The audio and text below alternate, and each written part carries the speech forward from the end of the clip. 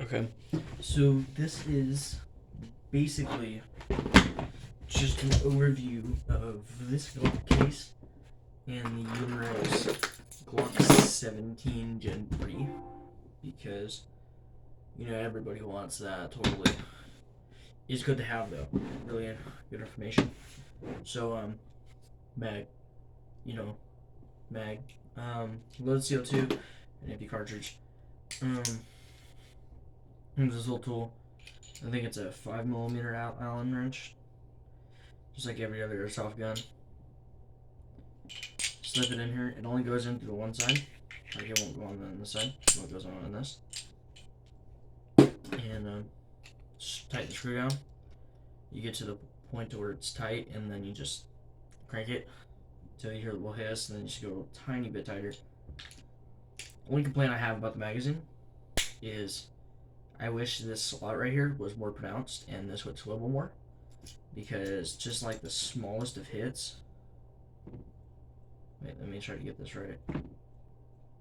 Okay, well most of the time it'll just fuck off on you, and then you'd have to pull it back down. Sorry, my phone's vibrating. You'd have to pull it back down and then redo it. But because I know on some of the older airsoft guns I had, this was a lot better. That's okay. This is a little bit different airsoft. So one thing people didn't go over when I was watching videos about this is if it'll actually take a gun lock, and the answer to that is yes, which kind of surprised me. Not really,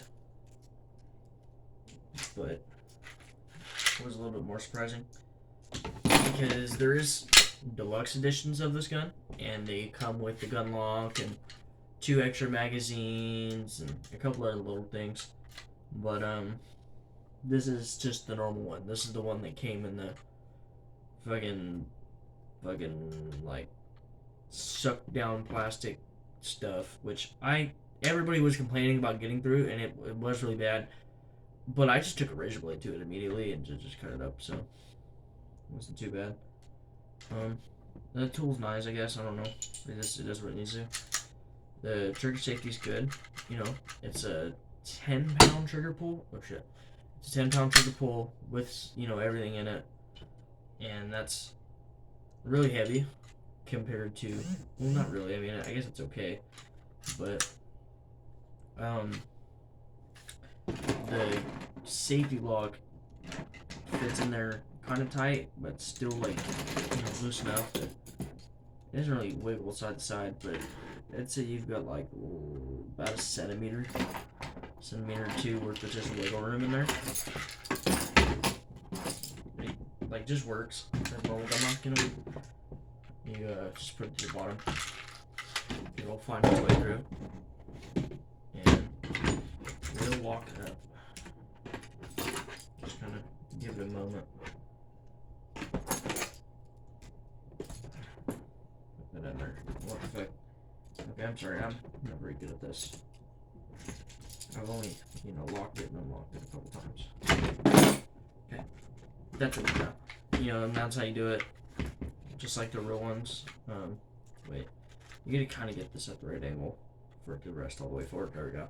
And you just, shit, what the fuck? There we go. Okay, wait, the safety was on my thing, but you want to rest the slide all the way down onto the thing, and that's so you don't fuck up the spring in there. Everything sits really nice in this case, really tight. Now, what the case does come with is the lock, this brush, this rod, and a Glock 17 owner's manual, which most people don't need, but I guess it's just what's in there. The brush is for a 9mm. It does not fit down the barrel of the BB gun or a pellet gun. Maybe if it was a 22, maybe if you get really lucky, but this right here, this is not it. The rod is bigger than .177 in diameter on its own, so you couldn't put a cloth on this, and you can't put it on the brush.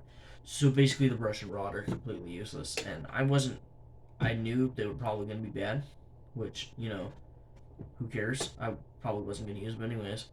Umarex does have a cleaning kit. I don't believe it comes with oil, but it comes with just about everything else you need. If you do need oil, though, I just recommend WD-40. It does it.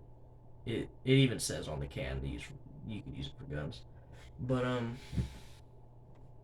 that's about everything that's like needed.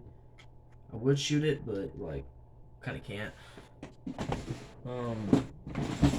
I did see the best BBs to shoot out of this though were the umarex black diamonds. Kind of expensive, kind of not expensive. I think he did like 400. No, wait, I think it was like 390 or something like that FPS out of this, which is still pretty good because this is only rated for like 340 or something like that. But it's weird to see that BBs make that much of a difference. It does have, since it's not a Gen 4, it doesn't have the removable back strap. It's what is it? It's half blowback, but most people say it's just 3/4. And it has a safety on the bottom, which the safety, you know, it doesn't need to be there because the Gen 4 doesn't have it. Why does the Gen 4 not have it, but this one had to have it? I don't know, because even on like classic guns, like this umarex Colt single action, they put a safety on the bottom. That completely fucks up. It doesn't completely fuck up the look, but you know it's there.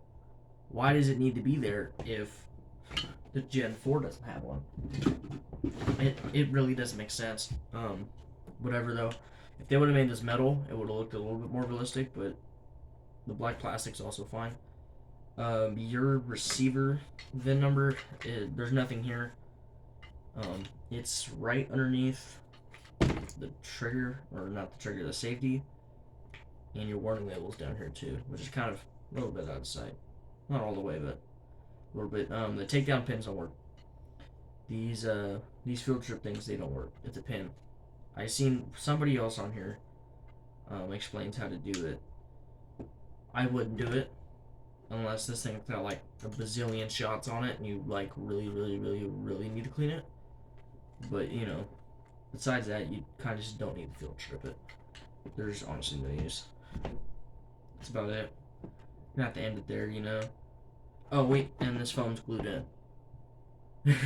This seems kind of basic. The foam's glued in, so you can't like swap the foam up and down. And I would like to do that though, because I'm not used to latches like this where they come up and down like that. But it'll work, you know. I'll get used to it.